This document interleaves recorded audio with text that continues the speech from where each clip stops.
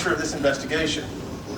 So you're going to hear this more than once today, but this investigation was never about where President Obama was born. This is about a document that was presented to the general public through the White House and purported to be a factual document. Today you're going to hear lots of information that some of you are going to understand and are going to be able to tell the true story. In fact, please know that this is a very technical, but the evidence is clear if you'll pay attention. Please note you're going to hear about two separate experts. These experts are two separate continents with no knowledge of each other, and they draw similar conclusions. Again, that said, I know some of you are going to get this story and are going to tell the story the way it was. However, there's going to be others here today who will continue to malign this sheriff and Mike Zullo in order to show that you haven't been wrong for many years while covering this story.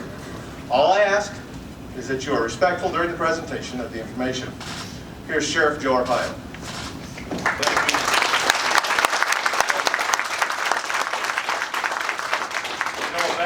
Thank you for showing up. Back in 2011, about 250 members of the surprise Tea Party came to me and asked me to investigate President Obama's birth certificate, since they believed evidence showed that the certificate was a fraud. I agreed to look into the matter, and with Chief Investigator Mike Zullo, we initiated an investigation. At this time, to this day, I stated that I did not care where the president was born. Had nothing to do with that.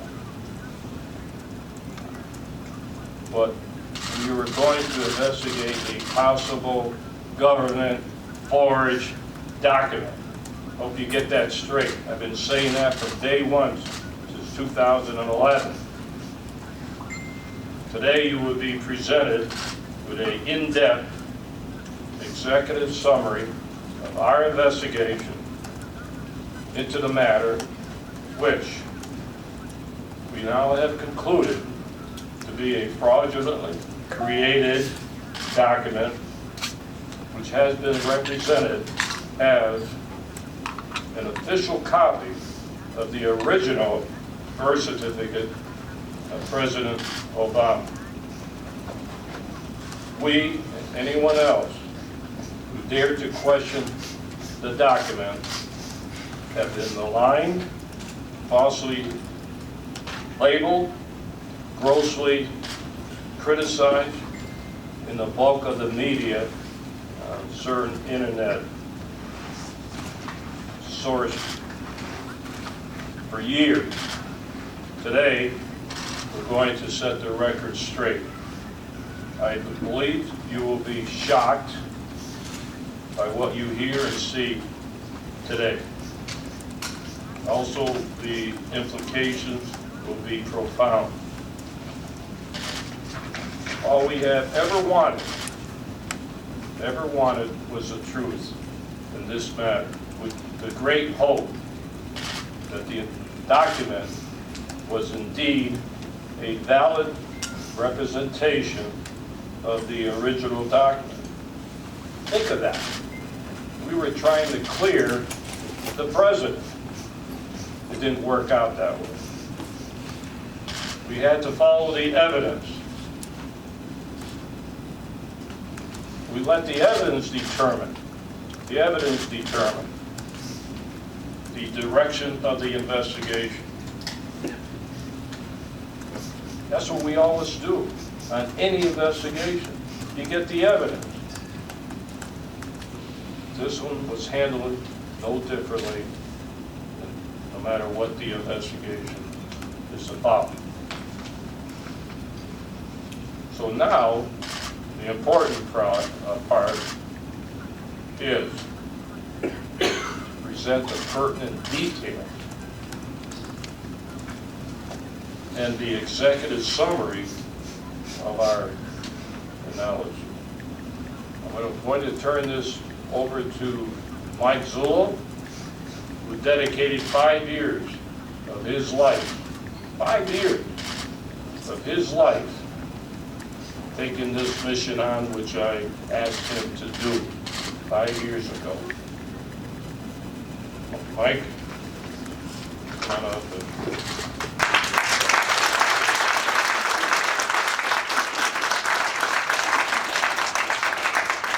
Thank you, Sheriff. I want to start by trying to give everyone here, including the media that's been viciously against us from the beginning, an understanding of how I tried to conduct this investigation. I believe in 2012 we did 2 press conferences. In those press conferences, I had made it clear that Sheriff Arpaio's original mandate to me was, Mike, take a look at this, clear this document, because I want to be the guy that clears this document and moves this country forward. This is no good. That was the mandate. Unfortunately, it didn't work out that way. Like the sheriff just told you, when you conduct criminal investigations, you have to let the evidence lead you. You never lead the evidence. And in doing this, my motive was to clear the document. Because to be quite honest with you, I didn't believe it. I didn't believe this was possible. I didn't think this would ever happen in this nation. I didn't believe it. Back in 2012, I told you about Reed Hayes, the document examiner. Let me tell you about Reed Hayes, a man with 40 years, since 1974, 40 plus years of experience in examining forensic document, handwriting, a man who's well respected in his expertise, a court-recognized expert, a document examiner. He is the man you go to when somebody gives you a bad check with a bad signature. This is the guy you run to. Law firms use him all the time. He's been maligned. And let me tell you something about Mr. Hayes. When I contacted Mr. Hayes told me right off the bat, I'm an Obama supporter. I voted for him twice. Because I will never do anything to hurt the President of the United States. What I had said to him was, Reed, I'm not asking you to hurt the President of the United States. I'm asking you to take a look at this document and clear it and tell me there's nothing wrong with it. Would you at least do that? And he took a look at it. And when he called me back, he told me, Mike, I can't clear this. There's something wrong with it. And I asked him, I said, Reed, would you continue? I said, I know your position, but would you continue? And his answer to me was, this is what I do. I'll look at it. I'll do it. That's a man of integrity. Respecting what his ability is to get to the truth. Because for Sheriff Arpaio and myself, this was never about Barack Obama. This is about a document. You take that document and you remove the name Barack Hussein Obama and put your name on there. If it was your document and it was brought to us, we would do the same thing with this document. This document was being investigated from the only way that I ever knew how to do it. You look to prove the guilty party innocent, the one you suspect. If you can prove him innocent, you don't put the wrong guy in jail. But when you try to prove him innocent and the evidence starts to stack up, now you change, because the guilt is coming to the top. That's the way this was done. Jerry Corsi and WND. I grilled Jerry Corsi for 16 hours. This is no joke. I didn't believe anything he was showing me until he showed me one document. Everybody thinks it's the Obama document. When I had said that in the past, it wasn't. Jerry Corsi and WND, they were onto something. I'm not so sure they knew it was going to go the way it's going now, but they were onto something. And what we're going to show you today is information that you have never seen before. It was information that was developed by the Maricopa County Sheriff's Office in assistance with, actually, the gentleman who makes my videos, Mr. Mark Millar. Mark Millar has a unique ability when it comes to digital software and this whole video thing that he does. And Mark Gallar and I were on a Skype call. Felt like years. We would go back and forth for years. And at one point, I did alert Mr. Gallar to what I was suspecting, and we began to work at it together. What I'm going to do right now is I am going to let the video play in its entirety. Then I'm going to stop it, and I'm going to clear some things up. And then I'm going to let it play one more time, and I'm going to stop it periodically and address some things. I really want you to sit back and have an open mind, because what you're going to see is we utilize forensic document examiners, Reed Hayes in Hawaii, and a company named 4Lab in Italy. And I have two different disciplines. I have Reed Hayes, a document examiner, 4Lab's forensic digital technicians. 4Labs trains law enforcement throughout Europe. 4Lab's specialty is child pornography cases.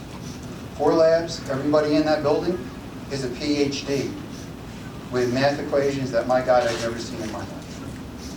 These guys know their stuff. And I'm going to tell you what I respect about both of them. Both Reed Hayes and Marco at 4Labs stayed true to their discipline.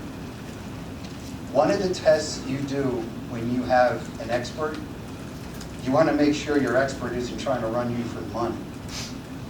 If I can push the expert, that's not a guy I want. These men could not be pushed. This is their findings, this is how they see it, and this is how they're calling it. So I'm going to run this video for you, and I want you to understand this has nothing to do with anything we ever did before. It doesn't negate what we did before, and I'll explain that. It is new, and it's profound. And it's quite disturbing.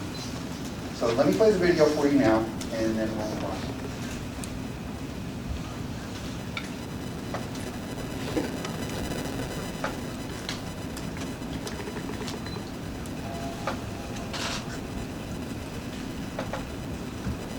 You are looking at two long-form birth certificates from the state of Hawaii. According to the dates on the certificates, these births took place in Honolulu during the month of August in 1961, just 16 days apart. The birth certificate on the left belongs to Barack Obama. The birth certificate on the right belongs to Johanna Ani.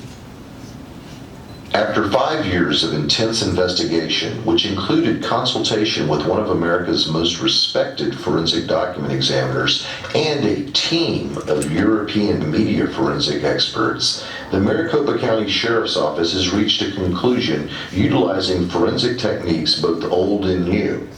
It is the opinion of the Maricopa County Sheriff's Office that the birth certificate on your right belonging to Johanna Ani was in fact used as a source document in the digital creation of Barack Obama's long-form birth certificate.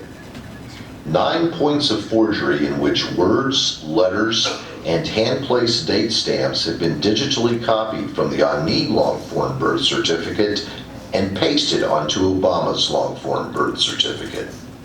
We'll look at the first 5 points of forgery together, since they were brought over from the Ani document in one group.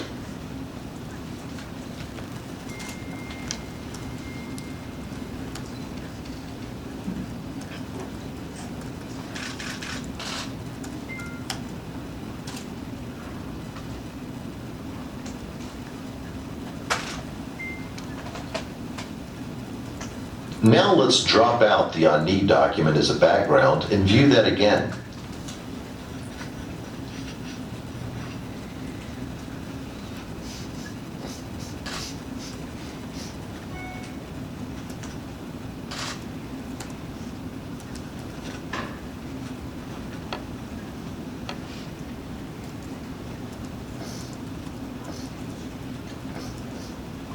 Now let's look at the date stamps in box 20 and 22.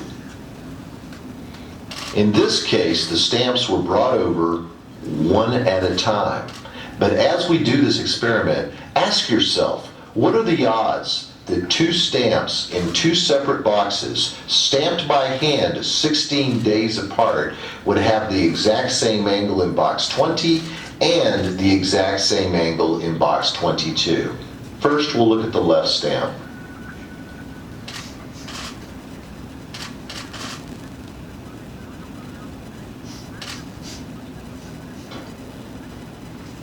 Now the right stamp.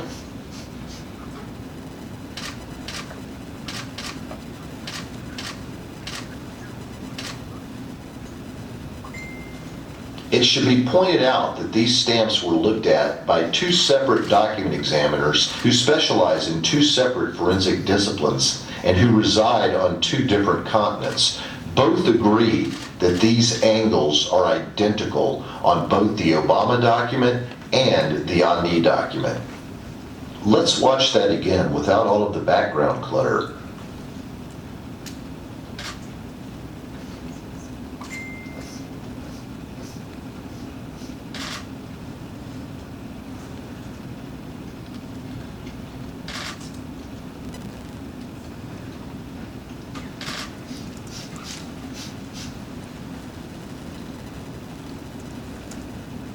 It should be noted that Susan and Gretchen Nordyke were born 5 minutes from each other and have consecutive serial numbers. Therefore, their date stamps ostensibly would have been put on back to back. But as you can see, looking at the leftmost date stamps underlined in red and looking at the rightmost date stamps underlined in blue, there is no similarity in terms of the angle of the date stamps. How ironic that Barack Obama's birth certificate and Johanna Ani's birth certificate, which were stamped 16 days apart, are identical in angle according to two separate disciplines within the world of forensic document examination, and yet the Nordyke twins, born 5 minutes from each other, stamped back to back, don't show any similarity in angles. We've made a number of references to angles so far.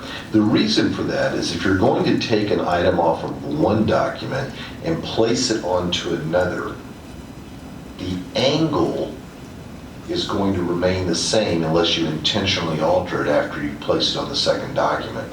Watch.